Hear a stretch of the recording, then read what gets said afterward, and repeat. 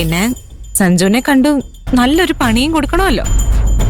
എല്ലാത്തിനും കൂടി സമയം തികയൊന്നും തോന്നിയില്ല. ഇവിടെ തന്നെ സഹായിക്കാൻ ആളുണ്ടെന്ന് അറിയുമ്പോ ഒരു സമാധാനമുണ്ട്. വക്കീലിനെ പരിചയപ്പെടാൻ ഒരാളുകൂടി വന്നിട്ടുണ്ട്. ആര്?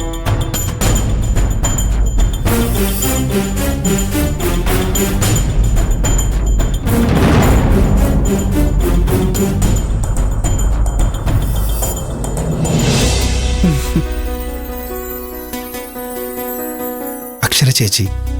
ആരെങ്കിലും എന്നെ ആ പേര് വിളിച്ചിട്ട് വർഷങ്ങളായി. ഞങ്ങള് നാട്ടുകാർക്ക് എന്നും ചേച്ചി ആ പേരിൽ ഓർക്കാനാണ് ഇഷ്ടം. ഇവിടെ മഹിമയുടെ കൂടെ ചേച്ചി ഉള്ളതാ എന്റെ ഏക ആശ്വാസം. ഇല്ലെങ്കിൽ ആ ഗോപാലിനെ ഇവിടെ എന്തെങ്കിലും ചെയ്യുമെന്ന് പേടിച്ച് ഉറങ്ങാൻ പോലും കഴിയാറില്ല. മുകുന്ദം വെറുതെ ഇവളെ കുറിച്ച് ആലോചിച്ച് ടെൻഷൻ അടിക്കണ്ട. ഇവളിനി എന്റെ ഉത്തരവാദിത്വമാ. ഇവളെ ആരെങ്കിലും അപായപ്പെടുത്തണമെങ്കിൽ ഞാൻ മരിക്കണം. അല്ല, എന്താ ഇവളുടെ കേസിന്റെ കാര്യം? പീതാംബരനെ കൊന്നത് ആരാണെന്ന് എന്തെങ്കിലും വിവരം കിട്ടിയോ? ഇല്ല. മഞ്ജു എന്നെ കാണാൻ വന്നിരുന്നു. എന്തിന്? താൻ കുറ്റക്കാരിയല്ലെന്ന് മഞ്ജു പൂർണ്ണമായിട്ടും വിശ്വസിക്കുന്നുണ്ട്. തന്നെ പുറത്തു കൊണ്ടുവരാൻ എന്ത് സഹായം ചെയ്യാൻ തയ്യാറാണെന്ന് മഞ്ജു എന്നോട് പറഞ്ഞു. അത് നന്നായല്ലോ. പോലീസില് നമ്മുടെ ഒരാളുള്ളത് നല്ലതല്ലേ? മഞ്ജു ഇനി യൂണിഫോം ഇടില്ലെന്ന് വ്യക്തമായിട്ട് പറഞ്ഞു. അവള് ഡ്യൂട്ടി ചെയ്യുമ്പോൾ കുടുംബത്തിന് നഷ്ടങ്ങൾ മാത്രം സംഭവിക്കാമെന്നാ അവളുടെ വിശ്വാസം. ഡ്യൂട്ടിക്ക് കയറിയില്ലെങ്കിൽ പിന്നെ അവളെ കൊണ്ട് എന്തുപയോഗമാണ് ഉള്ളത്? എനിക്കറിയില്ല.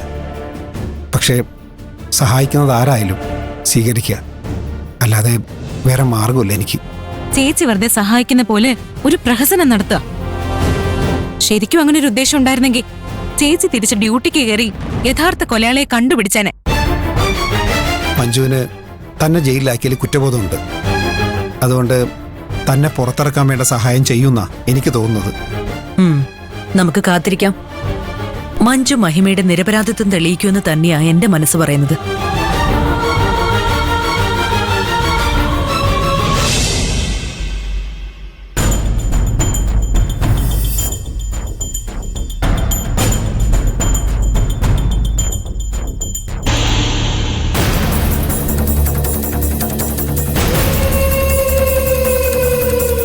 എന്താമ്മ വിഷമിച്ചിരിക്കുന്നെ? ഭക്ഷണം കഴിക്കുന്നില്ലേ? നീ കൂടുതൽ കളിയാക്കല്ലേ? അയ്യോ, ഞാൻ അമ്മയെ കളിയാക്ക്? ഞാൻ അങ്ങനെ ചെയ്യോ? തൽക്കാലത്തേക്ക് നീ രക്ഷപ്പെട്ടു എന്ന് കരുതി നിനക്ക് ഈ വീട്ടിലൊരു സ്ഥാനം കിട്ടുമെന്ന് നീ പ്രതീക്ഷിക്കരുത്. ഇന്നല്ലെങ്കിൽ നാളെ നിന്നെ ഈ വീട്ടിൽ നിന്ന് ഞാൻ പുകച്ചു പുറത്തു ചാടിക്കും. എന്നെ അത്ര പെട്ടെന്ന് പുറത്തു ചാടിക്കാന്ന് അമ്മ വിചാരിക്കണ്ട. അതൊക്കെ നമുക്ക് കാണാം. കാണാൻ താല്പര്യമുണ്ടെങ്കിൽ ഇപ്പൊ തന്നെ കാണാം.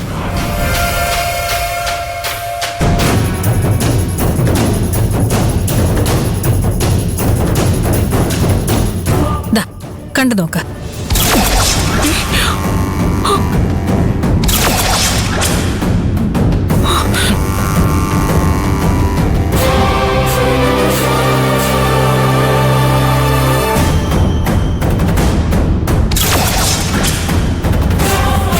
എങ്ങനെയുണ്ട്?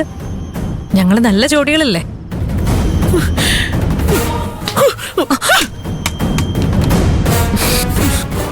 ഇപ്പൊ തീർന്നില്ലേ നിന്റെ അഹങ്കാരം?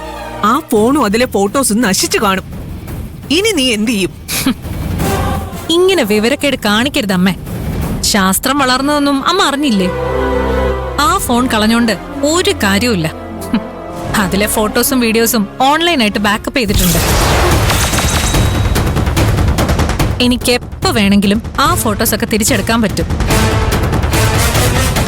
ആ ഫോട്ടോസൊക്കെ നാട്ടുകാർ കണ്ടാ അവരുടെ ഇടയിൽ ഗിരിയേട്ടനുള്ള ആദർശ പുരുഷന്റെ പ്രതിച്ഛായ തകർന്ന് തരിപ്പണാവും. നിനക്ക് ഗിരി ഇഷ്ടമാണെന്നല്ലേ പറഞ്ഞത്? എന്നിട്ട് അവന് പ്രതിച്ഛായ നീ തകർക്കുവോ?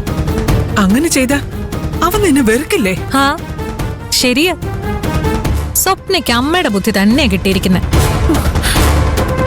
എങ്കിൽ പിന്നെ നാട്ടുകാർക്ക് അയച്ചു കൊടുക്കണ്ട, മഞ്ജുവിന് അയച്ചു കൊടുക്കട്ടെ.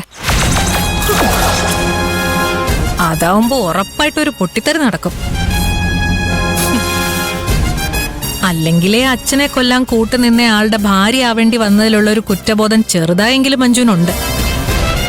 പിന്നെ കിരിയേട്ടൻ നല്ലൊരു ഭർത്താവായോണ്ടാ മഞ്ജു എല്ലാം ക്ഷമിച്ച് കൂടെ കഴിയുന്നത്. പക്ഷെ ഗിരിയേട്ടൻ അവളെ ചതിച്ചെന്നറിഞ്ഞ മഞ്ജുവിന് ചിലപ്പോൾ അത് സഹിക്കാൻ കഴിയുമെന്ന് എനിക്ക് തോന്നില്ല. മഞ്ജു ഉറപ്പായും കുഞ്ഞിനെയും കൊണ്ട് ഈ വീട് വിട്ട് ഇറങ്ങിപ്പോവും. അയ്യോ മോളെ വേണ്ട. ആഹാ, മോളേന്നോ? ഹോ, എന്താ സ്നേഹം. മോളെ, മഞ്ജു പ്രഗ്നന്റാ. അവളെ വെറുതെ വിഷമിപ്പിക്കരുത്. അവളുടെ കുഞ്ഞ് എന്ത് തെറ്റ് ചെയ്തു? എന്റെ കുഞ്ഞു ഒരു തെറ്റും ചെയ്തില്ലല്ലോ. പക്ഷെ ഗിരിയേട്ടന് വേണ്ടി ഞാനതിനെ വേണ്ടെന്ന് വെച്ചില്ലേ? ശരി, ഞാൻ മഞ്ജുവിനെ ഒന്നും അറിയിക്കില്ല. പക്ഷേ ഇനി അങ്ങോട്ട് എന്നെ ഭീഷണിപ്പെടുത്തുന്ന അമ്മ എന്ന് കുറയ്ക്കണം. ചിലപ്പോ ഞാൻ പേടിച്ചു പോയാ അറിയാതെ ഞാൻ ആ ഫോട്ടോസ് മഞ്ജുവിന് അയച്ചു പോയെന്ന് വരും. അതമ്മയുടെ പേരക്കുട്ടിക്ക് അത്ര നല്ലതായിരിക്കില്ല.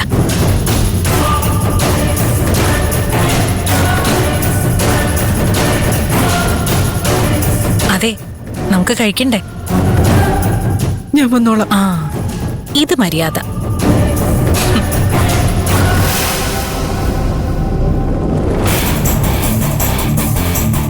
എന്റെ ദൈവമേ,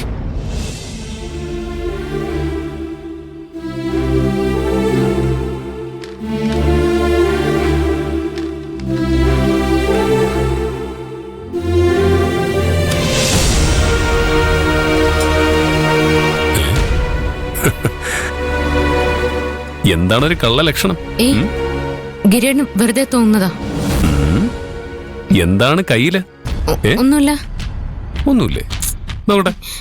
വേണ്ട വേണ്ട നോക്കട്ടെ. ഗിരിയേട്ടാ. കാണിക്ക്. ഒന്നുമില്ല ഗിരിയേട്ടാ. ചുമ്മാ ഇരിക്കും.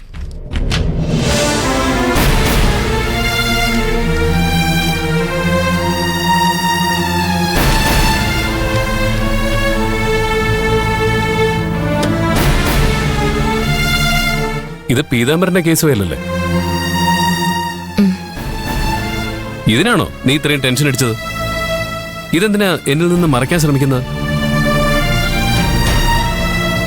ഞാനിനി പോലീസിൽ ജോലി ചെയ്യില്ലെന്ന് വാക്ക് തന്നല്ലേ.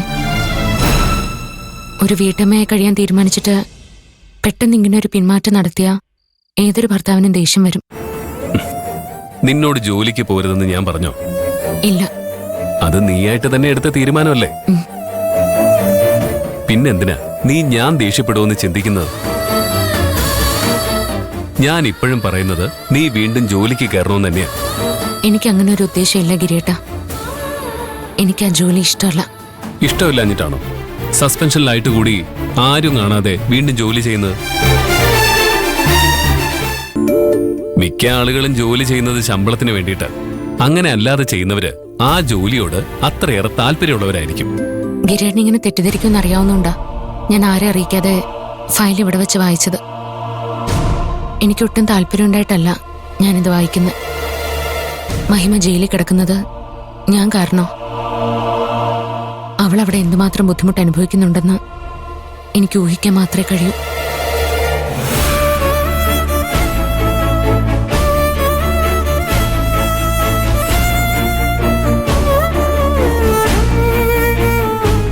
ഡോക്ടറാവാൻ പോകുന്നൊരു കുട്ടിയാ. കൊലയാളികളുടെയും മോഷ്ടാക്കളുടെയും ഇടയിൽ കഴിയുന്ന എന്റെ കൺമുമ്പിൽ വെച്ച് തന്നെ ഒരു തവണ അവളെ ആരോ കൊല്ലാൻ ശ്രമിച്ചു. ഇനി അവൾ എന്തൊക്കെ അപകടങ്ങളാ നേരിടാൻ പോകുന്നതെന്ന് ഞാൻ ആലോചിക്കുമ്പോൾ എനിക്ക് ഉറങ്ങാൻ പോലും പറ്റുന്നില്ല. അവൾക്ക് ഈ പ്രശ്നമെല്ലാം ഉണ്ടാവാൻ കാരണം ഞാനാ. നീ അറിഞ്ഞുകൊണ്ടൊന്നും ചെയ്തതല്ലോ. മഹിമ നിരപരാധിയാണെന്ന് തെളിയിക്കാൻ ശ്രമിച്ചുകൊണ്ടിരിക്കുന്നതിനിടയിൽ അനിത കമ്മീഷനോടെല്ലാം പറഞ്ഞതുകൊണ്ടല്ലേ മഹിമ അറസ്റ്റിലായത്. നിനക്കതിൽ എന്ത് ചെയ്യാൻ പറ്റും? അനിത നിന്നോടുള്ള വൈരാഗ്യം തീർക്കാൻ വേണ്ടി കരുതി കൂട്ടിയൊരു കളി കളിച്ചു. കഷ്ടകാലത്തിന് അതിൽ പെട്ടുപോയത് മഹിമയാണ്. എനിക്ക് എങ്ങനെയെങ്കിലും അവളെ പുറത്തു കൊണ്ടുവരണം. ചെയ്യാത്ത തെറ്റിന് അവള് ജയിലിൽ കിടക്കരുത്. കറക്റ്റ്. നീ വിചാരിച്ചാൽ മാത്രമേ അത് നടക്കൂ.